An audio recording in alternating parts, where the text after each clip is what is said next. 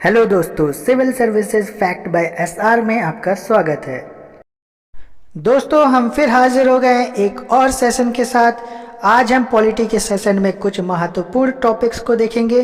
तो दोस्तों, जो इस चैनल पर नए हैं वो इस चैनल को सब्सक्राइब कर लें और पिछली सारी वीडियोस को जरूर देख लें ताकि आपके सारे कॉन्सेप्ट क्लियर हो जाएं। तो चलिए आज का सेशन शुरू करते हैं। तो पहला पॉइंट है, भारतीय संविधान 26 जनवरी 1950 को पूर्णतः लागू हुआ था।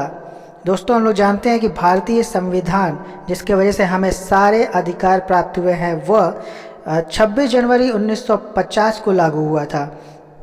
दोस्तों, इस पॉइंट में पूर्णतः शब्द का इस्तेमाल किया गया है। पूर्णतः यानी कि पूरी तरह लागू हुआ था। तो क्या इसका मतलब है कि कुछ भाग पहले भी लागू हो चुके थे? जी हाँ, 26 नवंबर 1949 को भारतीय संविधान को अंगीकृत किया गया था, अधिनियमित किया गया था और आत्माप्रेत करके इसे 26 नवंबर 1949 को लागू तो कर दिया गया था, लेकिन 26 नवंबर 1949 को सिर्फ नागरिकता, निर्वाचन और अंतरिम संसद से जुड़े उपबंध ही लागू किए गए थे। अगला पॉइंट है, भारतीय संविधान 2 वर्ष 11 माह और 18 दिन में बनकर तैयार हुआ था। दोस्तों, हमें पता है कि हमारा भारत का संविधान दुनिया में सबसे बड़ा लिखित संविधान है, तो इसमें 2 वर्ष 11 माह और 18 दिन लगा था। अगला पॉइंट है, 9 दिसंबर 1946 को संविधान सभा की प्रथम बैठक के समय सच्चिदानंद सिन्हा को अस्थायी अध्यक्ष बनाया गया था। तो दोस्तों, आपको बता दें कि 9 दिसंबर 1946 को संविधान सभा की पहली बैठक हुई थी और इसमें सच्चिदानंद सिन्हा को अस्थायी अध्यक्ष बनाया गया था। अस्थायी यानी कि बाद में, यानी 2 दिनों बाद 11 दिसंबर 1946 को संविधान सभा के स्थायी अध्यक्ष के रूप में डॉक्टर राजेंद्र प्रसाद को निर्वाचित किया गया था। अगला पॉइंट है, BN राव संवैधानिक सलाहकार नियुक्त किए गए थे। दोस्तों, ये क्वेश्चन बहुत बार पूछा जा चुका है कि संवैधानिक सलाहकार कौन थे, तो वो थे BN राव। प्रारूप समिति के अध्यक्ष डॉक्टर भीमराव अंबेडकर थे और ये क्वेश्चन भी बहुत बार पूछा गया है। तो दोस्तों, ये सारे प्रश्नों का संग्रह हम आपके लिए इसीलिए लाए हैं ताकि आपको सारे कॉन्सेप्ट, सारे पॉइंट्स याद हो जाएं। अगला देखते हैं, भारतीय संविधान की संघ शक्ति समिति के अध्यक्ष पंडित जवाहरलाल नेहरू थे। अगला पॉइंट है, डॉक्टर भीमराव अंबेडकर को भारतीय संविधान का निर्माता माना जाता है। अगला पॉइंट देखते हैं, संविधान की उद्देशिका में एक बार 42वां संविधान संशोधन वर्ष 1976 में किया गया था। तो आपको बता दें दोस्तों कि 42वां संविधान संशोधन को मिनी कॉन्स्टिट्यूशन यानी लघु संविधान भी कहा जाता है। अगला पॉइंट है, 42वें संविधान संशोधन के द्वारा संविधान की उद्देशिका में समाजवाद, पंथ निरपेक्ष एवं अखंडता शब्द जोड़े गए थे। तो दोस्तों, आपको बता दें कि समाजवाद का अर्थ होता है वह सिद्धांत जो यह प्रतिपादित करे कि भूमि और पूंजी पर समाज का अधिकार और नियंत्रण होना चाहिए। पंथ निरपेक्ष का अर्थ होता है जो किसी पंथ का अनुयायी न हो। और अखंडता को जानने से पहले हम जानते हैं अखंड क्या होता है। तो अखंड वह होता है जो कभी खंडित ना हो, अर्थात जिसे टुकड़ों में ना बांटा जा सके, वह अखंड कहलाता है। जब कोई वस्तु अखंडता को प्राप्त कर लेती है तो वह कहीं से भी टूट नहीं सकती। हमारा देश अखंड देश है।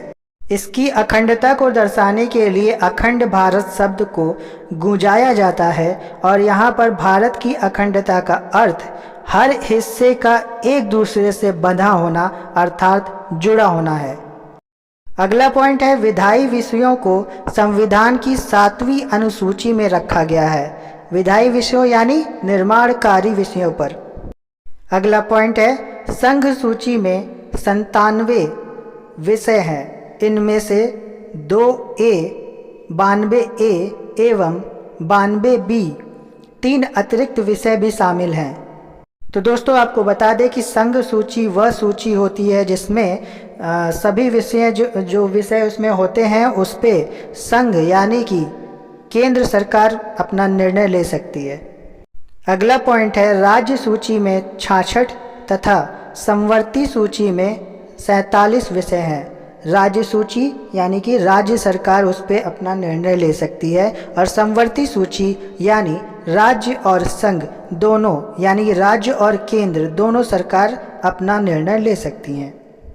अगला पॉइंट है अंतरिम सरकार में विधि मंत्री जोगेंद्र नाथ मंडल थे।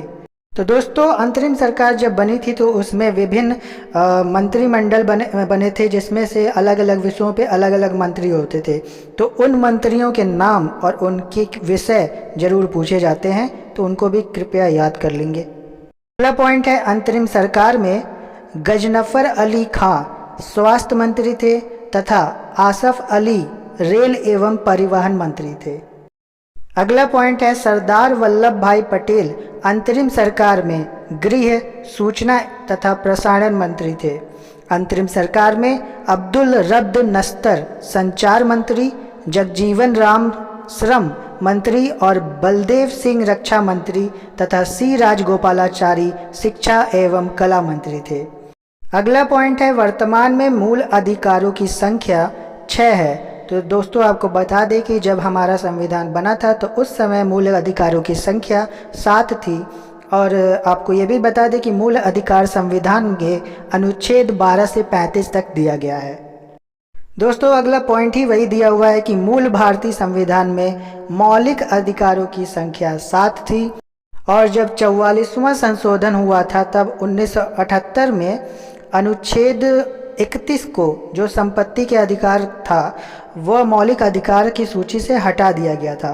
और आगे दिया हुआ है कि संपत्ति के अधिकार को अनुच्छेद 31 से हटाकर अनुच्छेद 300A के अंतर्गत रख दिया गया था और इसे संवैधानिक अधिकार बना दिया गया था। अगला पॉइंट है भारतीय संविधान के भाग 2 में नागरिकता का उल्लेख किया गया है। तो आपको बता दें दोस्तों कि नागरिकता जो है वो अनुच्छेद 5 से 11 के अंतर्गत आता है। और अगला पॉइंट है भारतीय संविधान के भाग 1 में संघ और उसके राज्य क्षेत्र, भाग 3 में मूल अधिकार, भाग 4 में राज्य के नीति निर्देशक तत्व और भाग 4 में मूल कर्तव्य का उल्लेख किया गया है। दोस्तों ये सारे भागों से भी प्रश्न बनते हैं, तो आपको बता देते हैं कि भाग 1 में संघ और उसके राज्य क्षेत्र यानी कि अगर हमें कोई नया राज्य अपने में सम्मिलित करना हो या नाम बदलना हो या नाम रखना हो तो हम भाग 1 में दिए हुए अनुच्छेद का इस्तेमाल करते हैं। भाग 1 में 1 से लेकर 4 तक अनुच्छेद दिए हुए हैं। भाग 3 जो मूल अधिकार है उसमें 12 से लेकर 35 तक दिया हुआ है। भाग 4 जो राज्य के नीति निर्देशक तत्व हैं उसमें 36 से लेकर 51 तक अनुच्छेद हैं। और भाग 4 में मूल कर्तव्य यानी कि 51A अनुच्छेद जो है वो भाग क से संबंधित है। अगला पॉइंट है भारतीय संविधान द्वारा एकल नागरिकता की व्यवस्था की गई है। तो हमें पता है कि नागरिकता का जो अनुच्छेद है वो 5 से 11 यानी भाग 2 में उल्लेखित किया गया है। अगला पॉइंट है भारतीय संविधान में मूल कर्तव्यों की संख्या 11 है। अगला पॉइंट है मूल कर्तव्य न्यायालय द्वारा बाध्यकारी नहीं है। इसका मतलब ये हुआ जिस प्रकार मूल अधिकारों का हनन होने पर हम न्यायालय यानी अनुच्छेद 32 के तहत न्यायालय जा सकते हैं, उस प्रकार मूल कर्तव्यों का हनन होने पर हम न्यायालय नहीं जा सकते। अगला पॉइंट है डॉक्टर स्वर्ण सिंह समिति की अनुशंसा पर 42वें संविधान संशोधन द्वारा मूल कर्तव्य को भारतीय संविधान में जोड़ा गया था। अगला पॉइंट है मौलिक कर्तव्य को भारतीय संविधान के अनुच्छेद 51 क में रखा गया है। आगे है प्रेस तथा समाचार पत्र को लोकतंत्र का चतुर्थ स्तंभ यानी 4th पिलर कहा जाता है। अगला पॉइंट देखते हैं भारतीय संविधान के अनुच्छेद 14 से 18 तक समानता का अधिकार का प्रावधान है। समानता का अधिकार का मतलब हो गया कानून के समक्ष चाहे अमीर हो या गरीब हो सब समान है। अगला है भारतीय संविधान में अनुच्छेद 19 से 22 तक स्वतंत्रता का अधिकार, अनुच्छेद 23 से 24 तक शोषण के विरुद्ध अधिकार तथा अनुच्छेद 25 से 28 तक धार्मिक स्वतंत्रता का अधिकार वर्णित है। तो दोस्तों आपको बता दें, स्वतंत्रता का अधिकार यानी कि हमें बोलने की स्वतंत्रता है, प्रेस की स्वतंत्रता आदि है। शोषण के विरुद्ध अधिकार है, यानी कि बंधुआ मजदूर और बाल शोषण के संबंधित अधिकार भी हमें प्राप्त है।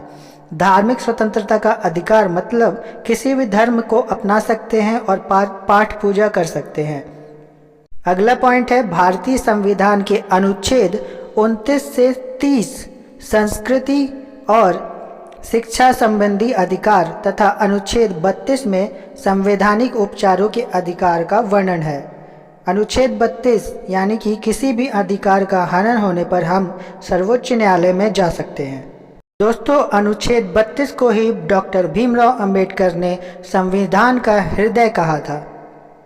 तो चलिए दोस्तों कुछ MCQ क्वेश्चंस भी देख लेते हैं। पहला प्रश्न है, भारतीय संविधान पूर्णतः लागू किया गया था। कब लागू किया गया था? 26 जनवरी 1950 को। अगला प्रश्न है, भारत के संविधान सभा के स्थायी अध्यक्ष कौन थे? तो ये थे doctor Rajendra Prasad, option C. अगर ये पूछा होता है कि अस्थायी अध्यक्ष कौन थे, तो यहाँ पे ऑप्शन ए हो जाता, यानी सच्चिदानंद सिन्हा। अगला प्रश्न है, भारतीय संविधान के प्रारूप समिति यानी मसौदा समिति के अध्यक्ष कौन थे? तो इसका करेक्ट उत्तर हो जाएगा option B, doctor BR Ambedkar. अगला प्रश्न है, संविधान की उद्देशिका यानी प्रस्तावना में कितनी बार संशोधन किया गया है? तो इसका करेक्ट उत्तर होगा एक बार। और कब किया गया था? 1976 में। कौन सा अमेंडमेंट यानी कि संविधान संशोधन था? तो वो था 42वां संशोधन। और 42वां संशोधन को क्या कहते हैं? Mini constitution.